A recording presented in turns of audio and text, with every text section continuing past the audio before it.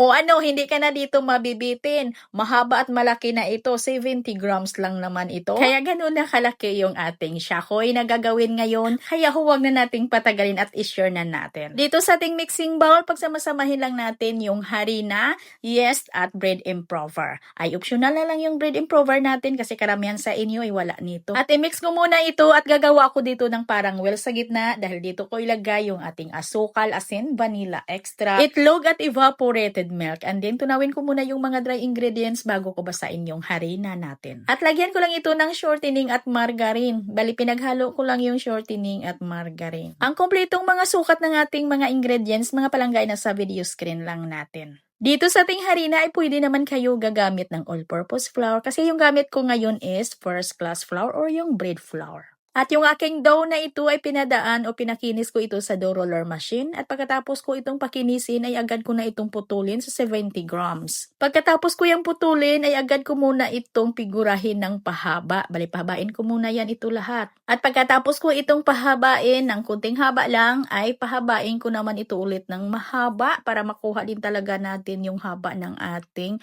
shakoy. At saka ipilipit na natin, ilumbid na natin dito. At yung ginawa ko dito mga ay tingnan nyo lang, okay, para ay masundan nyo din at pwede naman na ulit-ulitin yung panuorin yung ating video at nang sa ganun ay masundan ninyo na kung paano ba natin ito ipilipit or ilumbid. At isalansan lang natin ito sa ating plancha na may banya ng margarine or di kaya pahiran or magdas ng harina yung ating plancha para hindi naman magkakapit dito para madali lang iangat papunta sa ating kawali. At nang sa ganun hindi kakapit yung ating dough sa ating plancha. At alam nyo ba sinukat ko pa yan ha?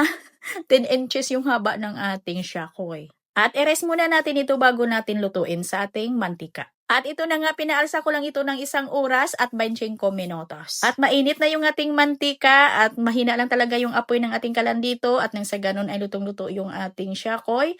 At kailangan hawakan natin ito ng padahan-dahan at 2 kamay na kasi medyo mahaba eh. At kayo nang bahala kung anong gusto nyo toppings dito. Ako margarine lang at magdas na ako dito. Maglagay lang ako dito ng kunti lang na asukal. Pwede naman na mag-list kayo dito ng chocolates. Ay nasa sa inyo na yan kung aanhin nyo to. Kung ano ang toppings nyo dito. Pwede lang naman na walang margarine na yung asukal lang diretso.